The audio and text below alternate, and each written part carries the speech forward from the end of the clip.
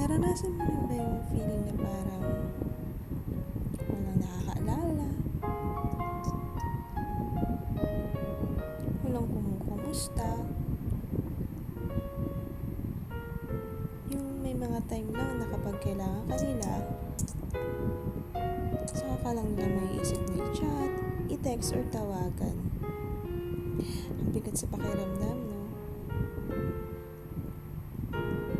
Pero kahit na magkaganon, huwag kang malulungkot. Kasi kahit alam mo na wala silang pakialam sa'yo, nandiyan ka naman para sa kanila. Ayos lang yan. Kasi ikaw alam mo yung pakiramdam na binabaliwala.